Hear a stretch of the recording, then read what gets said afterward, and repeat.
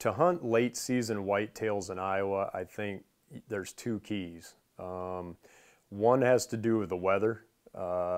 You need those cold temperatures and possibly that snow cover to drive those deer to really want to get up and move before the end of daylight and feed. Those deer have been through an archery season and 2 shotgun seasons by the time that you're hunting them during the late season. They're on edge. They're not going to move until something drives them to move.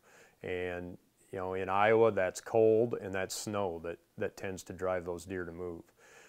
So, you know, that one you have no control over. All you can do is keep an eye on the forecast, and if you see low coming in or you see a storm coming in, you know, get in ahead of that storm, and also as soon as that storm is over, get right back out there, because those deer will want to go out and feed.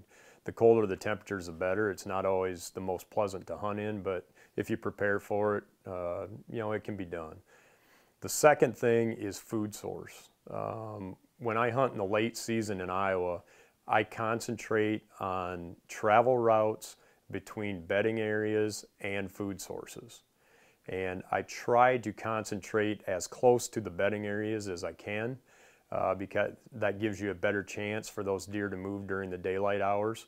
If you set up too close to the food, you run a risk of them not getting to the food before the end of shooting light.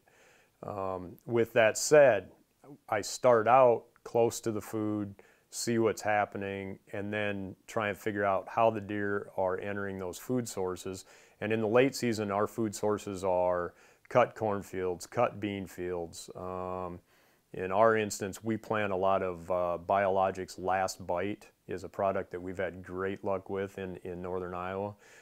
It's got some rape and triticale and winter wheat, and it's got some bulbs and some brassicas in it.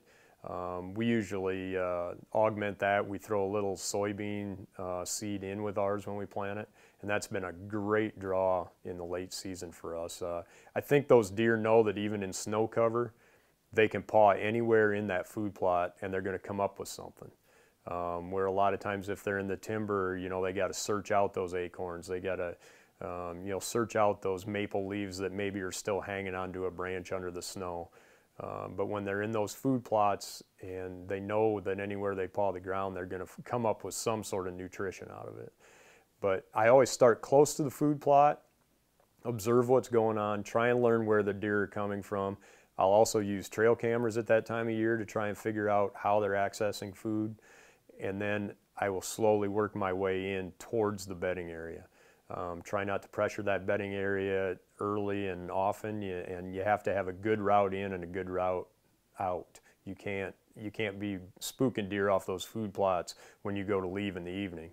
So start close to the food plot, work your way back towards the bedding area, and try and get set up somewhere as close to the bedding area as you can. It'll give you a better shot at getting those deer on their feet before dark.